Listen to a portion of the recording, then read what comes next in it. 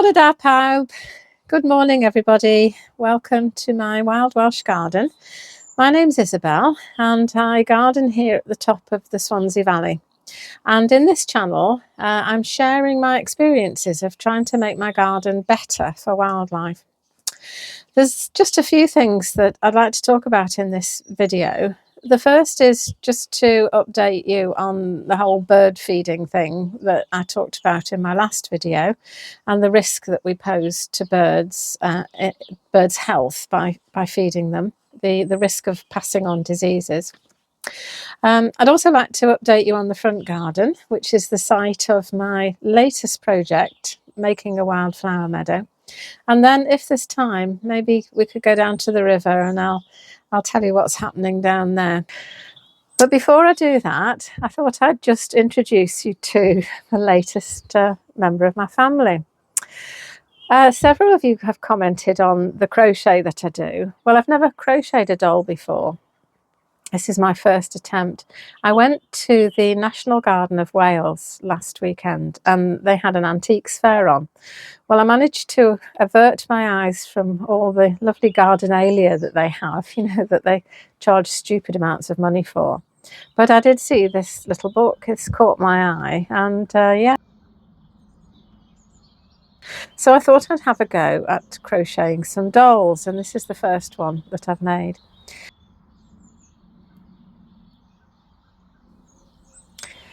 All the dolls in the book have got names, but I want to give my dolls Welsh names.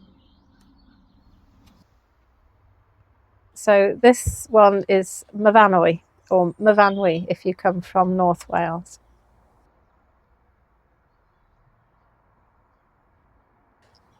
But first I'd just like to start with dawn in my wild Welsh garden on a very cold and frosty morning one day last week.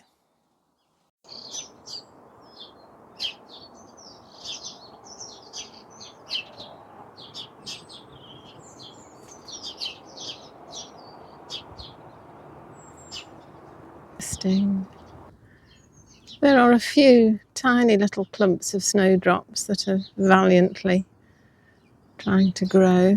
Snowdrops don't seem to like this garden. I've planted such a lot and yeah, not as many come up each year as I planted.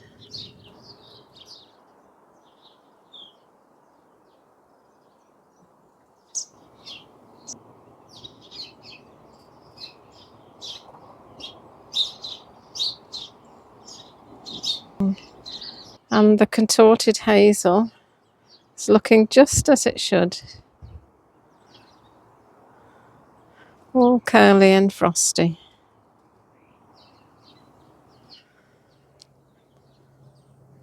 The iris reticulata came out first of the spring bulbs that I put in pots. The crocuses haven't emerged yet. Oh, the flowers are just forming, like you can see down there. I think if I was you, little crocus flower, I'd stay in there. I don't think you'd last very long in this frost.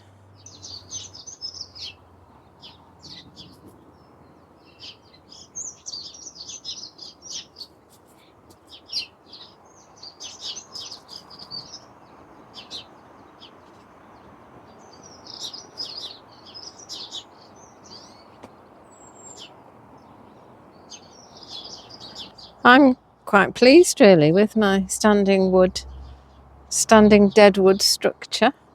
It survived the storms that we've had. And look at the lovely frozen moss on that left hand one. And some more frozen moss and some frozen lichen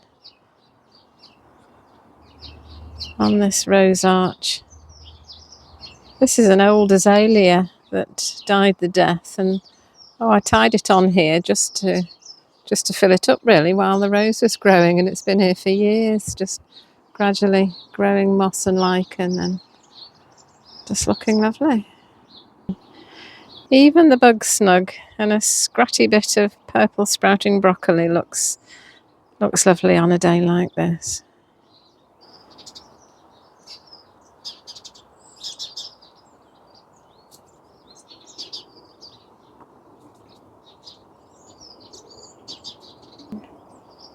And the rose hips are still here. So, do you know, I'm kind of wondering whether the birds are going to eat them. Although they have eaten the ones on the dog rose in the hedge at the top of the garden. But they do seem to have eaten some of these. Definitely quite a few missing there. And I have noticed the blackbirds have been in the ivy eating the berries. I've put a blackbird nest box up there behind the ivy.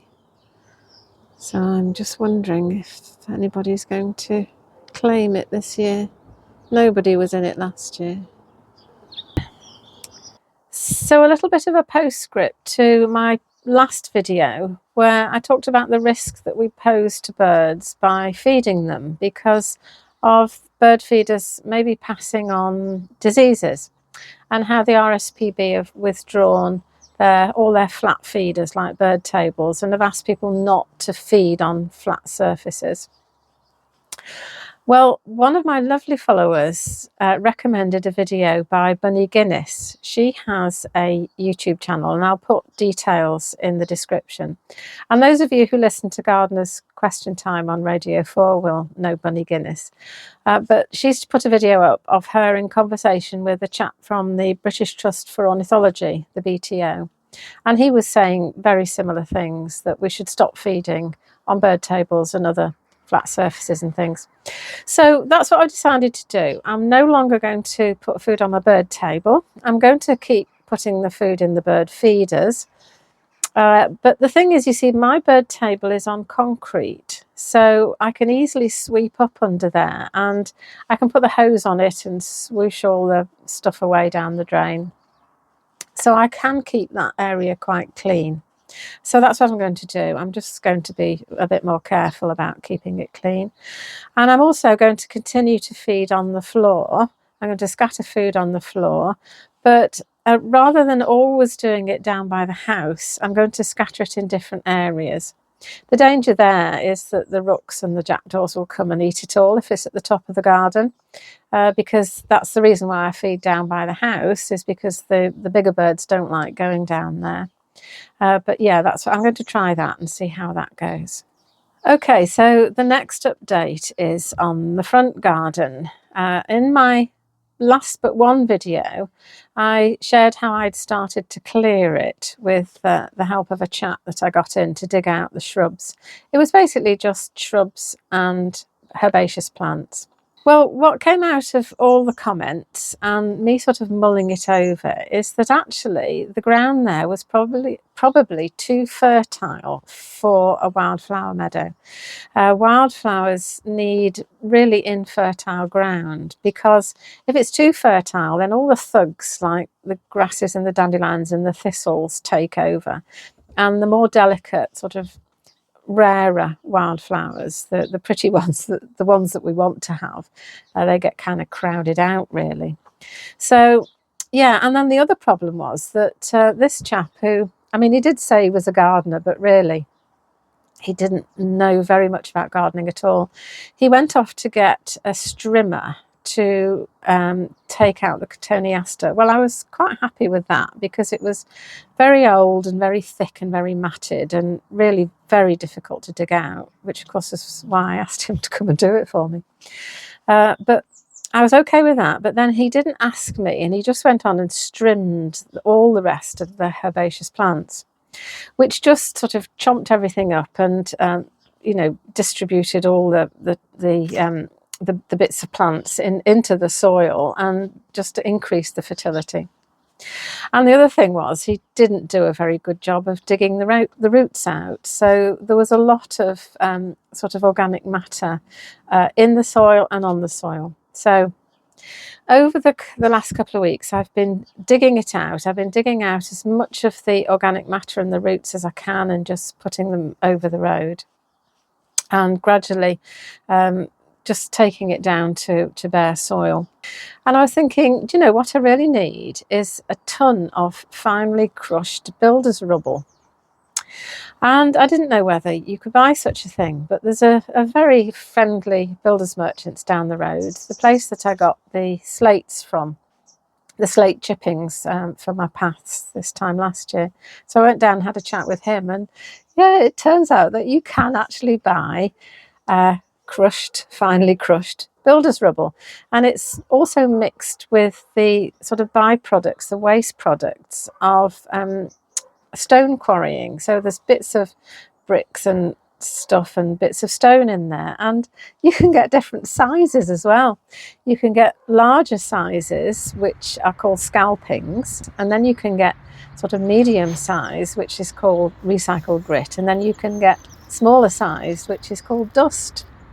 So I ended up getting 3 tons. I got a ton of scalpings and 2 tons of recycled grit. I passed on the dust, and they were delivered last week.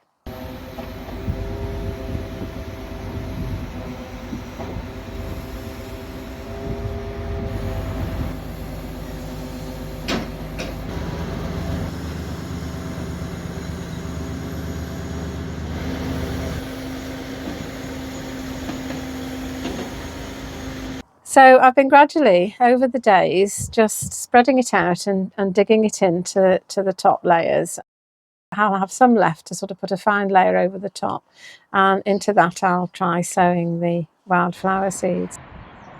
Yes, it doesn't look much like a wildflower meadow at the moment, but I'm hoping that maybe in a week or two it'll look something more like.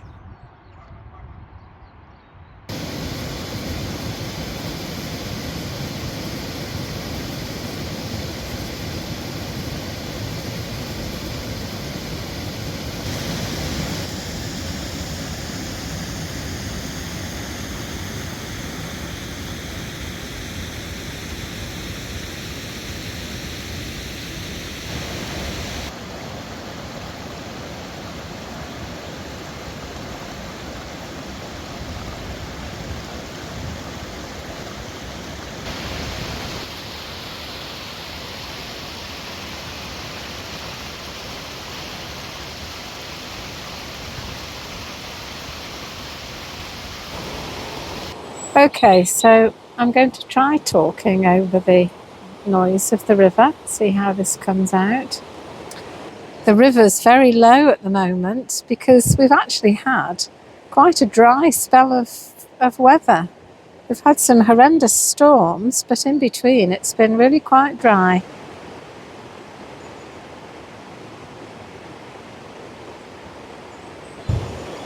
Some lovely hazel catkins down there.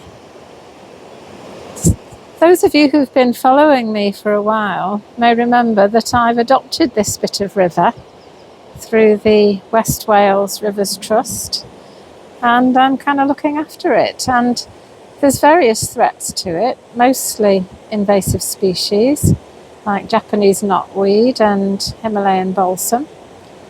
But the main problem is that there's a drain that goes all the way down under the path here, and it leaks when it rains. Sometimes it leaks a lot, sometimes it leaks more, and sometimes it does what's called surcharges, where it actually lifts the drain cover up. And I've shared all this in a video earlier and a couple of updates, and I thought some of you might be wondering what's going on, you know, whether anything's happened or whether things have progressed at all. So I filled in lots of forms on the website, and I've had several conversations, long conversations with pollution engineers on the telephone, and Dŵr Cymru have been out many times and cleared up. They've tried to clear the drain, but that didn't work, and they put a flow meter in to measure the flow in the drain, and that showed them that basically the drain is too small. It's just too small to cope with the amount of water and sewage that it's meant to cope with. And it's a historical thing.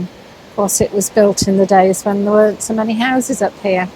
So what they're going to try and do is divert some of the flow into the main sewer, which goes down the main road, but that's going to take a couple of months. But given their due, they have put this at the top of their list of priorities that need sorting. So I'm looking forward to that happening.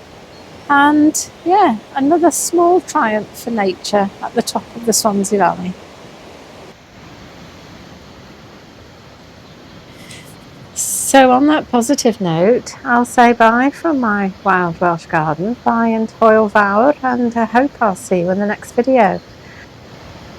And a number of you have said that you love watching the birds in my garden, so I shall leave you with some bird drinking action in the bird bath. Bye! Hwyl fawr!